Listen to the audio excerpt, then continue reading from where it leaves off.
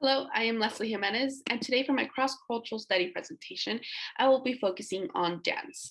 And the three cultures I chose to roll this around was Mexico, Brazil, and Africa. So we will start off with Mexico. And this is a culture I'm most familiar with, not only because I'm Mexican, but because I actually participated in the traditional dance, which is Folkloric. So women wear colorful skirts with shirts and sometimes carry fans, aprons, bows, and flowers. Men usually wear black pants, scarves, hats, and sometimes carry machetes with them. So in these dances, they strongly believe on traditional concepts of gender identity. So for example, they often portray the women as honoring, respecting, and being faithful to a man. For example, if they have a fan, that is a symbol of femininity, in which they flirt with the man. If a man has a machete, it is a symbol of masculinity and dominance.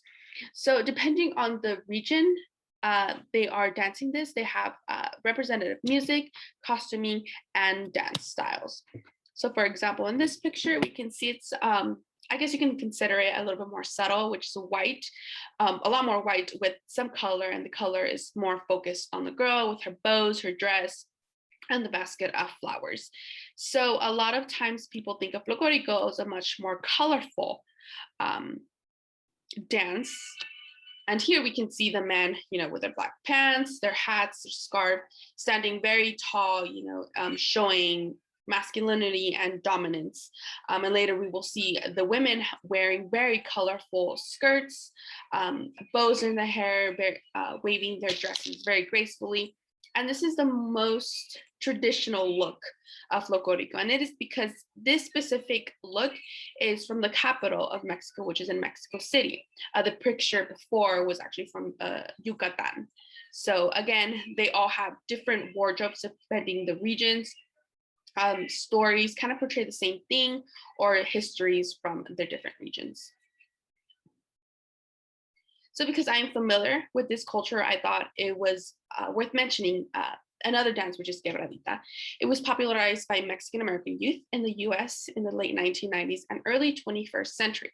There's no clear outline of history, just that it just started in the hometowns of young people. And it's considered a hybrid dance because this generation of the Mexican American people can really fit in with the Mexican culture and or the American culture. So they created this dance and it kind of brought everything together, and it created, I guess, a new culture for them involving both of them.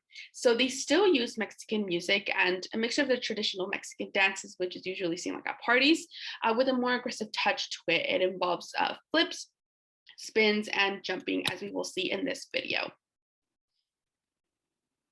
So again, typical Mexican music. A lot more aggressive movements. I guess you can think of it as a Mexican cheerleading involving lots of turns, spins, going up in the air, and just a much more aggressive touch to it than your traditional Folklorico dancing. So now we move over to Brazil. So in Brazil, interestingly, it is not only composed of samba, which is a lot of people think of, it was actually composed of ballet, waltz, and tango. So ballet took root in the 1930s after a ballet company was brought up and incorporated capoeira, which this involves a much more aggressive movement. It involves like kicks, bandstands, and fighting tactics. So a waltz was influenced by France and then tango by Argentina, but Brazil did not keep them original how they would dance it in France or Argentina. They actually incorporated their own moves. With tango, Brazilians performed in a much more sensual way, which was actually the result of the upbringing of samba.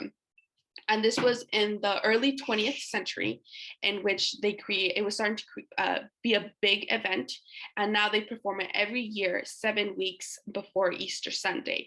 And this is a big carnival, which people are dancing, playing the drums, and riding on floats. So now samba includes moves from African origins, Russian leg squats, and polka, which I thought was very interesting how they just got all these ideas and made something of their own.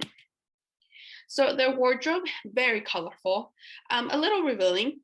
They use jewel-encrusted bikinis, heels, feathers, very colorful feathers, very fast-paced movements.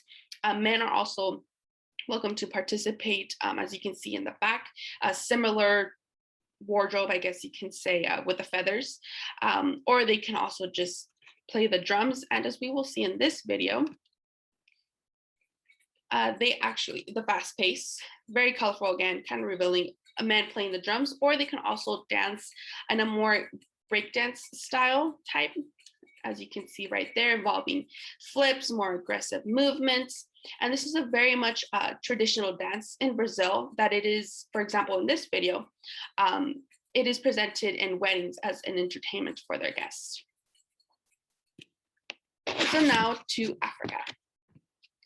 So music and dance is very important in Africa. They actually borrowed musical resources in the pre-colonial period where there was trade, wars, migrations, and religion amongst sub-Saharan societies, which included Islamic and Arabic cultures. Music and dance are incorporated in a lot of their tradition, and some examples are the economic and political activities, life cycle ceremonies, ancestral rites and worship, as well as domestic life and recreation. So certain movements are used to tell a story.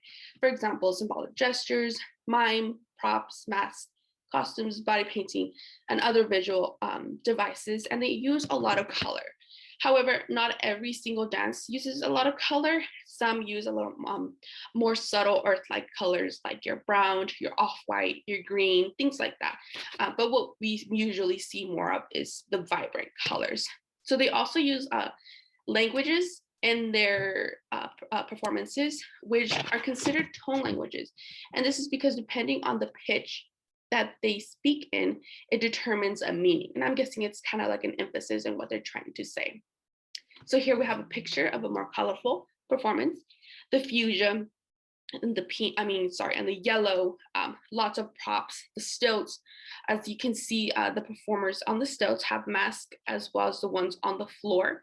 They also have masks. They also have some other props in the back as well. And then in this video, they have much more subtle colors. It's kind of like your off-white, your brown, your black, and they're very, very vocal, as you can hear. They use lots of drumming, a lot of movements. And I thought it was very interesting how, for the most part, at least in this video, with the cross on their chest, with their cost or their wardrobe, sorry, it's mainly women, and they're not so much concerned about covering themselves, which I thought was very interesting. It actually showed that they're actually very comfortable, and it's very normal to be exposed in this culture. Okay, some similarities and differences. So they're all very different, and this is due to their diversity and variety that they bring. So this can be considered as exoticism, which is a recognized movement in art and fashion to appropriate what is different. They all use a lot of color in their performances and their storytelling. So specifically, Brazilian and African dances were a little bit more revealing when it came to the wardrobe. You know, Brazil having the jewel encrusted bikinis, the heels, the feathers, and then how we saw in the video with the African culture, they're not so much concerned about covering men or women parts. With the Mexican culture, however, they're a little bit more conservative, which can unfortunately to a culture shock, which in the book it states in the Euclid theory that the steps are: step 1, acceleration stage; step 2, culture shock stage; 3, adjustment stage; 4, the effective functioning stage. And we have to be very careful not to overemphasize the differences to not lead to a segregation within the cultures. So they all have some type of influences outside their cultures. And although difficult to understand the new ideas, they all adapted. So Brazil bringing, with their samba dance, bringing in African and Russian and the polka dances together to make one, along with ballet and waltz with Argentina and France. Africa with the new instruments due to the migration and incorporating that into their dances with the music. And then Mexico with the quebradita, incorporating a new dance that was just brought up from a hometown. And now it is not only danced in as a Mexican American, but also very well danced in Mexico. So in the book, it states the Bennett skill demonstrates a great example of the process when incorporating new ideas of use into our culture. And I believe every single culture has been doing this one way or another, as explained in the textbook.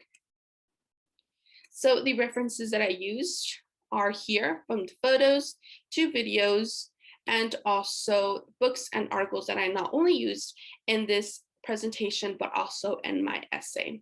Thank you very much for watching and have a good day.